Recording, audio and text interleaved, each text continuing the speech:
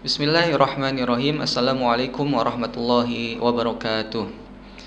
Alhamdulillah, alhamdulillahilladzi hadana li hadza wa ma kunna linahtadiya laula an hadanallah. Wa asyhadu an la ilaha illallah wahdahu la syarika lah wa asyhadu anna sayyidana wa habibana Muhammadan abduhu wa rasuluh alladzi la nabiyya ba'dah amma ba'du. Alhamdulillah, ikhwatu iman rahimakumullah. Mari kita bersyukur kehadirat Allah Subhanahu wa taala yang telah memberikan kepada kita kesehatan serta juga memberikan kepada kita kesempatan sehingga kita bisa bersua kembali, kita bisa berjumpa kembali pada kesempatan yang mulia ini untuk melanjutkan kajian kita semua, yaitu kajian Hadis Arba'in An-Nawawi. Dan alhamdulillah dan insyaallah juga pada kesempatan kali ini kita akan masuk ke hadis yang ke-8. Baik, ikhwati iman rahimakumullah, di hadis yang ke-8 ini ada sebuah hadis yang agung, hadis yang mulia, yang mana hadis tersebut di sini diriwayatkan oleh seorang sahabiyun jalil, seorang sahabat yang agung, sahabat yang mulia, yaitu sahabat Ibnu Umar radhiyallahu anhu. Tentu kita sudah pernah juga membahas ya tentang biografi atau tarjamah Sayyidina Ibnu Umar radhiyallahu anhu.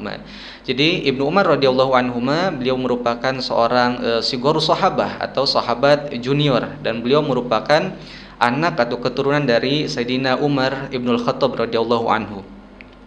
Sayyidina Ibnu Umar beliau merupakan salah satu sahabat yang paling banyak juga meriwayatkan hadis dari Rasulullah SAW.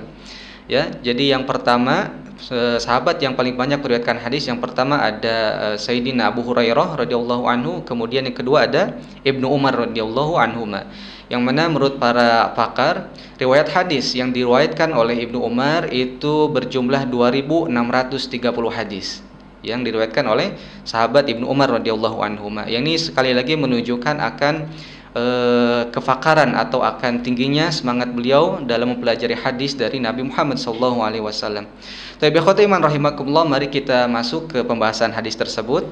An Ibnu Umar radhiyallahu anhuma, dari Sayyidina Ibnu Umar radhiyallahu anhuma, qala, beliau berkata, qala Rasulullah sallallahu alaihi wasallam, telah bersabda Rasulullah sallallahu alaihi wasallam. Nah, kemudian di sini ada matan hadis tersebut yang mana Nabi sallallahu alaihi wasallam mengatakan, umirtu an uqatilan nasa, aku diperintahkan untuk memerangi manusia. Di sini kata umirtu kalau di dalam nahwu itu adalah fi'il madhi majhul, ya, fi'il madhi majhul. Fi'il madhi maklumnya adalah amaro, amaro memerintahkan. Kalau umiro diperintahkan, umirtu aku diperintahkan. Jadi Nabi Muhammad SAW diperintahkan. Lalu siapa yang memerintahkan? Siapa yang memerintah Nabi Muhammad SAW? Jawabannya sudah tentu Allah Subhanahu wa taala, Allah Azza wa Jalla. Lalu bagaimana firman Allah Subhanahu wa taala dalam Al-Qur'an? Allah mengatakan dalam Al-Qur'an, wa qatilu fi sabilillahil ladzina yuqatilunakum wa la ta'tadu. Ya, Allah Subhanahu wa taala mengatakan dalam Al-Qur'an, dan perangilah oleh kalian fi sabilillah, di jalan Allah, alladzina yuqatilunakum, yang mana mereka itu memerangi kalian, ya, wala ta'tadu, dan janganlah kalian itu melampaui batas. Nah, ikhwati iman rahimakumullah, kalau kita perhatikan sabda Allah Subhanahu wa taala atau firman Allah Subhanahu wa taala dalam Al-Qur'an ini, ternyata perang yang dimaksud, yang diperintahkan oleh Allah Subhanahu wa taala kepada nabi tersebut adalah perang difa'iyah atau perang pertahanan, ya. Di sini tadi Allah mengatakan, wa qatilu fi sabilillahil ladzina yuqatilunakum, perangilah oleh kalian orang-orang yang memerangi kalian. Nah, jadi perang tersebut adalah perang sebagai bentuk reaksi, bukan perang sebagai bentuk aksi. Nah, kemudian di dalam ayat yang lain juga Allah mengatakan, wa qatilul musyrikina kafatan kama yuqatilunakum kafatan, ya. Allah memerintahkan kepada Nabi, wa qatilul musyrikin, perangilah oleh kalian orang-orang musyrik, alladzina yuqatilunakum kafatan, sebagaimana mereka itu memerangi kalian semuanya. Nah, berarti maksud umir tuan uqatilan nasa, umir tuan uqatilan nasa maksudnya adalah perang sebagai bentuk pertahanan, ya, bukan berarti kita itu harus memerangi orang-orang yang berbeda akidah dengan kita. Maksudnya ini hadis ini bukan berarti perang kita untuk memerangi siapa saja yang berbeda agama dengan kita. Nah, kemudian di sini juga dikatakan umirtu an uqatilan nasa. Nah, menurut para ulama, an-nasa di sini maksudnya adalah al-musyrikun atau orang-orang musyrik. Nah, ikhwatu iman rahimakumullah, perlu kita garis bawahi lagi bahwasanya umirtu an uqatilan nasa. Nah, ini adalah bukan berarti perintah kepada kita untuk memerangi siapa saja yang berbeda dengan kita. Bukan perintah kepada kita untuk memerangi siapa saja yang berbeda agama dengan kita. Karena perlu diketahui bahwasanya umirtu an uqatilan nasa itu adalah perintah berperang, yang mana perang itu adalah perang sebagai perang bentuk pertahanan. Sebagaimana sabda Nabi tadi, sabda Rasul, firman Allah Subhanahu wa taala dalam Al-Qur'an, waqatilu fi sabilillahi alladziina yuqatilunakum. Kemudian ayat yang lain, waqatilul musyrikina kafatan kama yuqatilunakum kafatan. Nah, seperti itu ikhwati iman rahimakumullah. Dan Islam ternyata ikhwati iman rahimakumullah itu tidak melarang kita untuk bermuamalah, berbuat baik terhadap orang-orang kafir, orang-orang non-muslim, yang mana non-muslim mereka itu non-muslim zimmi atau kafir zimmi. Karena menurut para ulama ya kafir itu dibagi ya. Jadi ada yang disebut dengan kafir harbi dan ada yang disebut dengan kafir zimmi. Kalau kafir harbi itu adalah orang kafir non muslim yang dia memerangi Islam, memusuhi Islam ya. Nah, dan dimaksud dengan an-nasa di sini adalah orang-orang kafir harbi, bukan kafir zimmi. Tapi kalau kita bermuamalah dengan orang-orang kafir zimmi itu dipersilahkan ya. Sebagaimana di dalam sebuah hadis Rasulullah SAW pernah mengatakan, man adza dzimmiyan faqad adzani. Barang siapa yang dia itu menyelisih atau menyakiti orang kafir zimmi, maka sungguh dia telah menyakiti aku, kata Nabi Muhammad SAW. Jadi ini sebagai bentuk perhatian Islam terhadap orang kafir zimmi. Jadi maksud ayat ini itu bukan berarti kita memerangi semua orang kafir ya, bukan seperti itu. Tapi ikhwati man rahimakumullah, kemudian di dalam Al-Qur'an yang lain ya, di dalam ayat Al-Qur'an yang lain Allah Subhanahu wa taala juga mengatakan, la yanhakumullahu 'anil ladzina lam yuqatilukum fid din wa lam yukhrijukum an diyarikum an tabarruhum wa tuqsitu ilaihim. Nah, ayat ini sekali lagi menjelaskan kepada kita bahwasanya kalau kafir zimmi, kafir yang dia itu tidak memerangi Islam dan dia hidup di kalangan komunitas umat Islam, maka kita diperbolehkan bermuamalah dengan mereka, bahkan berbuat baik kepada mereka, ang tabarruhum wa tuqsitu ilaihim, kata Allah Subhanahu wa taala. Seperti itu ikhwati rahimakumullah. Baik, mari kita masuk ke hadis tersebut, kita lanjutkan lagi. Di sini Rasulullah SAW mengatakan hatta yashhadu alla ilaha illallah.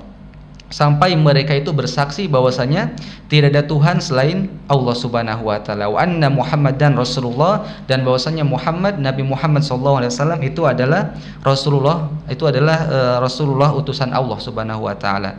Kemudian Rasulullah juga mengatakan lagi wa yuqimus sholata, dan sampai mereka itu melaksanakan salat.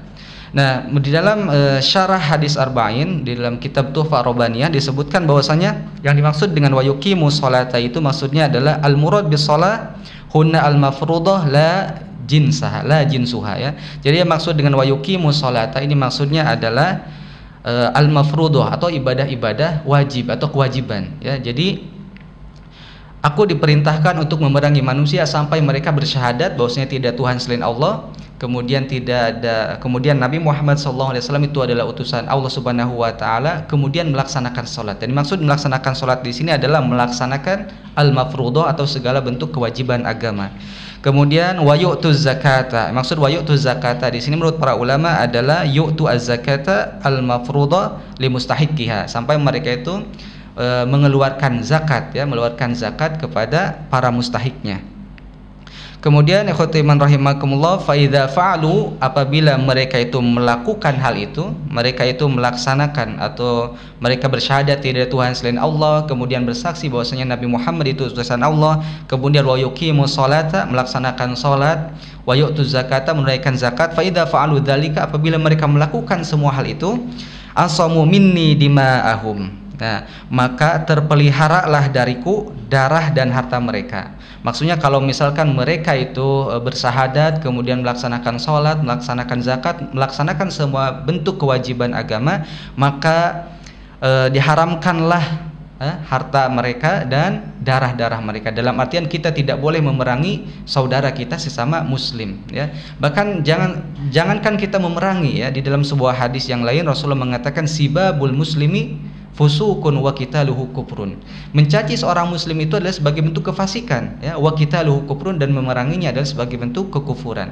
Maka Islam ini mengajarkan kepada kita supaya jangan menyakiti orang lain ya, jangan kita itu sampai membunuh orang lain sampai kita itu mengeluarkan darah orang lain seperti itu. Kenapa? Karena sesama Islam itu dijamin semuanya. Sesama Islam itu tidak boleh saling membunuh, tidak boleh saling menyakiti. Wa minni dima'ahum wa amwalhum illa bihaqqiha, kecuali dengan haknya, dengan hak Islam maksudnya. Wa hisabuhum 'ala Allah, dan hisab mereka atas Allah Subhanahu wa taala. Taib ikhwati iman rahimakumullah. Fama yustafadu min hadal hadis. Lalu apa faidah yang bisa kita ambil atau pelajaran yang bisa ambil dari hadis ini? Di dalam kitab Tuhfah Rabbaniyah disebutkan al-mustafad min hadal hadis. Yang pertama, anal Islam ya'simud dam wal mal. Bahwasanya Islam itu menjaga, ya, Islam itu menjaga darah dan harta. Ya, jadi kalau kita punya saudara muslim, maka tidak boleh kita itu membunuh atau menyakiti saudara muslim tersebut, dan tidak boleh kita itu mengambil harta saudara muslim tersebut. Kemudian wa kadzalikal ard, begitu pula masalah kehormatan. Jadi ketika seseorang itu masuk Islam, maka diharamkan darahnya, diharamkan hartanya, kemudian kehormatannya juga diharamkan. Tidak boleh kita itu merusak kehormatan saudara kita sama muslim. Kemudian perlu kita ketahui bahwasanya di dalam Islam, di dalam fikih itu ada yang disebut dengan maqasid syariah, atau maksud-maksud atau tujuan dari syariat Islam.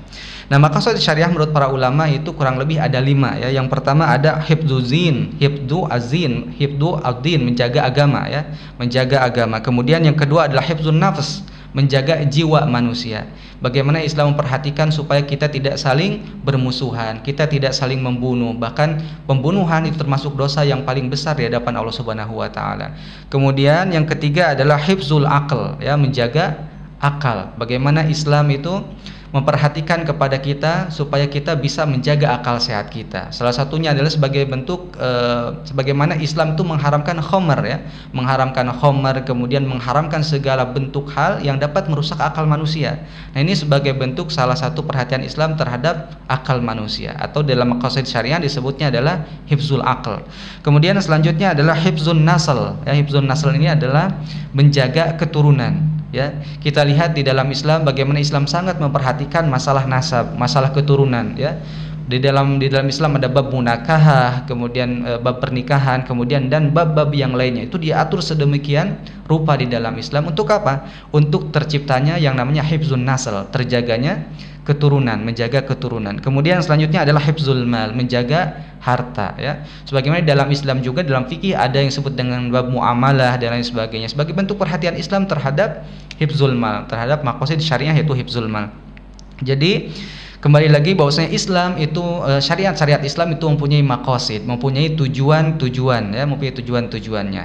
Yang mana maqasid syariah dalam Islam menurut para ulama ada 5. Yang pertama hifdzuddin, menjaga agama, kemudian hifdzun nafs, menjaga jiwa, kemudian hifzul aql, menjaga akal manusia, kemudian hifzun nasl, menjaga keturunan, kemudian yang terakhir yang kelima adalah hifzul mal, menjaga harta manusia. Ikhwati iman rahimakumullah, mudah-mudahan kita bisa menambah, ya, wawasan kita terhadap hadis ini, dan mudah-mudahan juga kita hadis ini bisa menambah keimanan dan ketakwaan kita kepada Allah Subhanahu wa taala. Aqulu qouli hadza wa astaghfirullah li wa lakum. Subhana rabbil izzati amma yasifun wa salamun alal mursalin walhamdulillahi rabbil alamin. Wassalamu alaikum warahmatullahi wabarakatuh.